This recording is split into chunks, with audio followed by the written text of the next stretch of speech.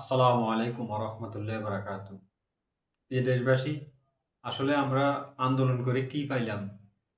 এই যে এই ব্যক্তিকে তো আপনারা সবাই চিনেন।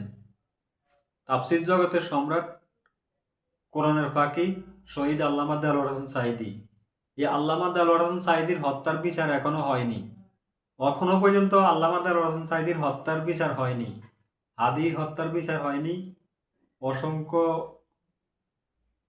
মুজাহিদদেরকে যেভাবে শহীদ করা হয়েছে, গুলি করে তাদেরকে রক্তাক্ত করা হয়েছে, এমনকি তাদেরকে নিহত করা হয়েছে, তাদেরকে শহীদ করা হয়েছে।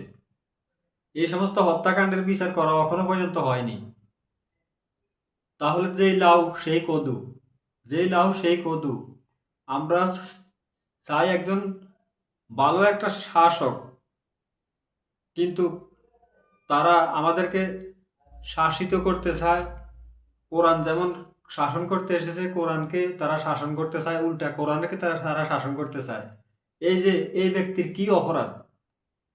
এই ব্যক্তির কি অপরাধ? এই শহীদ আল্লামা দেলোয়ার হোসেন সাঈদী ওনাকে যেভাবে পরিকল্পিতভাবে ওই কুলাঙ্গার ডক্টর মোস্তফা জামাল যেভাবে পরিকল্পিতভাবে হত্যা করছে, এই জালেম স্বৈরাচার হাসিনা এই কামটা ঘটিয়েছে। এই জন্য আমার প্রিয় দেশবাসী, আল্লামা দেলোয়ার হোসেন সাঈদীর হত্যার বিচার করতে হবে। কোরআনের পাখি আল্লামা দেলোয়ার হোসেন সাঈদীর হত্যার বিচার করতে হবে।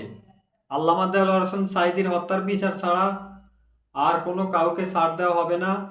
আল্লামা দেলোয়ার হোসেন সাঈদীর হত্যার বিচার করতেই হবে।